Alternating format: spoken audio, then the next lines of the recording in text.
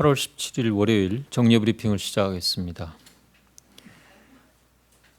8월 17일 0시 기준 국내 발생 신규 확진 환자는 188명입니다. 이 가운데 서울 89명, 경기 67명으로 서울 경기의 신규 환자가 156명으로 사흘 연속 세 자릿수를 기록하고 있습니다. 교회, 카페, 음식점, 직장 등 여러 곳에서 집단 감염이 발생하고 있으며 2차 감염이 연쇄적으로 이어지고 있어 대규모 재유행의 초기 단계로 진입하는 양상입니다. 가장 큰 집단 감염 사례이자 확산 위험도가 큰 사랑제일교회에 대해서는 최선을 다해 역학조사와 검사, 격리 조치를 실시하고 있습니다. 8월 17일 0시 기준 명단을 확보한 4천여 명의 교인 가운데 3,400여 명에 대해 격리 조치를 하였고 2천여 명에 대해서는 검사를 실시하였습니다. 검사를 받은 2천여 명 가운데 양성 판정을 받은 사람은 312명이며 양성률이 16.1%로 높아서 신속한 검사와 격리가 요구됩니다. 그러나 명단이 부정확해서 모든 교인들을 찾아 격리하는데 어려움이 매우 크고 아직 검사를 받지 않은 교인도 상당수 있는 상황입니다. 이에 따라 교회와 교인들의 적극적인 협조가 필요합니다. 교인들께서는 외출과 주변 사람들과의 접촉을 피하시고 한시라도 빨리 검사를 받으시기 바랍니다. 사랑제일교회 교인들은 무조건 양성 확진을 한다는 유언 비어가 돌고 있다고 하여 매우 염려됩니다. 방역 당국의 검사 결과는 조작이 불가능하며 누군가를 차별할 수도 없다는 점을 재차 강조드립니다. 교인들의 비협조는 여러분들의 생명도 위험하게 하고 우리 모두가 위험해진다는 점을 유념해 주시기 바라며 교인들의 가족 혹은 지인들께서도 격리와 검사를 적극 권유하여 주시기 바랍니다. 또한 사랑제일교회 교인 가운데 8월 8일 토요일 경복궁 인근 집회와 8월 15일 토요일 광화문 집회에 참석한 인원이 있는 것으로 나타나고 있어 접촉자들로 인한 감염 확산이 우려되고 있는 상황입니다. 이들 서울 집회에 참석하신 분들 가운데 발열이나 기침 등 호흡기 증상이 조금이라도 있으신 분은 즉시 가까운 선별진료소를 찾아 검사를 받아주시기 바랍니다. 정부는 서울 경기의 코로나19 대규모 재유행을 차단하기 위해 범부처 차원의 총력 대응을 하고 있습니다. 오늘부터 범부처 수도권 긴급 대응반을 구성하여 서울 경기 지역의 방역 활동을 지원하는 한편 수도권 역학조사 지원단을 운영하여 역학조사 지원도 강화하고 있습니다. 또한 대량의 진단검사를 신속하게 수행하기 위하여 진단검사 긴급지원팀을 45개 팀 190명으로 구성하였고 도보 또는 자동차 이동형 검사소도 추가 운영할 계획입니다. 연락이 닿지 않고 있는 700여 명의 교인 등은 경찰청의 협조하에 조속히 찾아내고 격리 조치와 검사를 받도록 할 것입니다.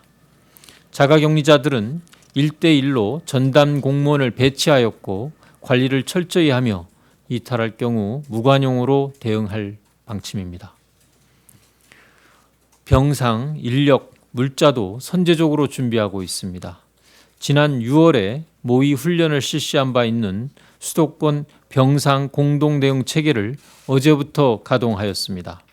현재까지 위중, 중증 환자가 13명에 불과하고 수도권의 중환자 치료 병상은 100여 개 입원 병상의 여유가 있는 상황이기는 하나 중환자 증가에 대비하여 장비 지원 등을 통해 중환자 병상을 추가 확보할 준비를 갖추고 있습니다. 수도권 감염병 전담병원은 8월 16일 기준으로 1,479실 가운데 752개 실이 활용 가능하여 병상 가동률은 다소 여유가 있으나 감염병 전담병원 재지정과 병상을 추가 확보하고 이미 지정된 전담병원을 최대로 운영하는 경우 추가로 528병상을 확보할 수 있습니다. 경증과 무증상 환자를 대상으로 하는 생활치료센터는 중앙에서 2개소, 총 440실 가운데 395개 실이 현재 이용 가능하며 지자체에서 1개소를 별도로 운영하고 있습니다. 이에 대해서도 생활치료센터의 추가 운영을 준비하고 있습니다. 의사, 간호사 등의 의료 인력의 경우 단계적인 동원 계획을 준비하고 있습니다.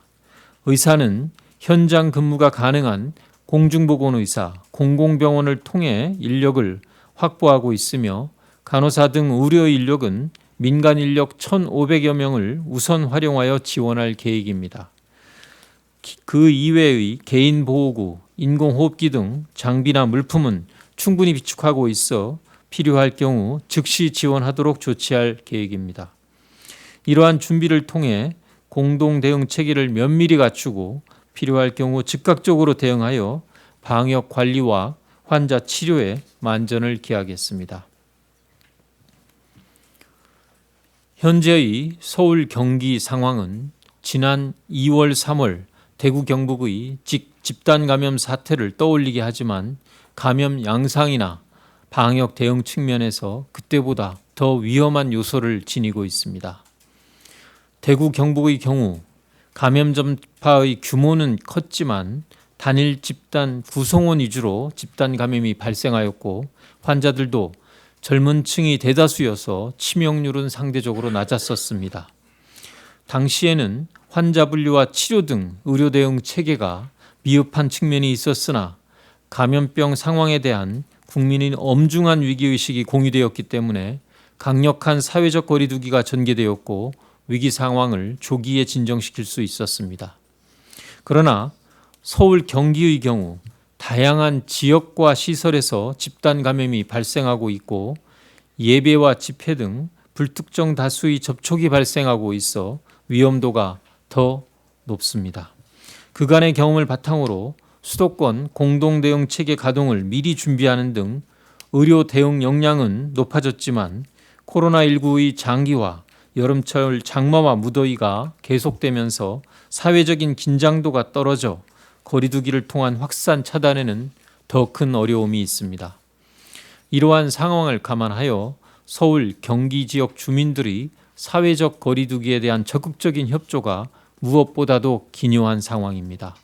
앞으로 2주간은 모임이나 외출을 삼가하시고 출퇴근 등 꼭 필요한 외출 외에는 가급적 집에 머물러 주실 것을 부탁드립니다. 업무가 끝나고 내일부터 출근하시는 주민들께서는 퇴근 후 다른 약속이나 모임을 하지 마시고 바로 귀가하여 주실 것을 당부드립니다. 현재 서울과 경기는 언제 어디서든 감염이 발생할 수 있는 위중한 상황입니다. 이런 점을 감안하여 사람들이 밀집하고 밀폐된 모든 장소의 이용을 최대한 줄이도록 하는 것이 중요합니다.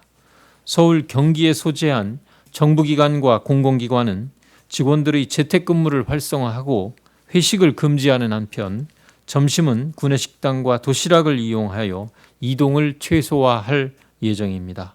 민간 기업들도 이러한 조치에 적극 동참해 주실 것을 요청합니다. 이번 주까지도 서울, 경기의 환자 발생이 완전 안정화되지 않을 경우에는 거리두기 방역 조치를 더욱 강화할 예정입니다.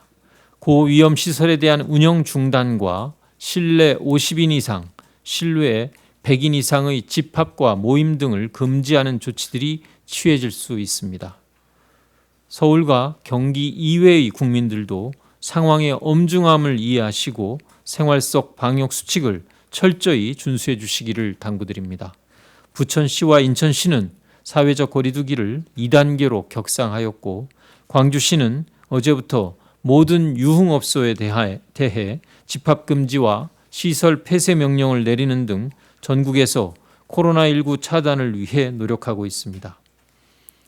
일상생활에서의 제약으로 다소 불편해지겠지만 우리 모두의 생명과 안전을 위해 국민 각자가 방역의 주체라는 점을 잊지 마시고 다시 한번 방역 강화 조치에 동참하여 주시기를 부탁드립니다. 정부도 우리 국민들의 저력을 믿고 더욱 힘을 내서 코로나19가 더 이상 확산되지 않도록 모든 조치를 취하도록 하겠습니다. 감사합니다.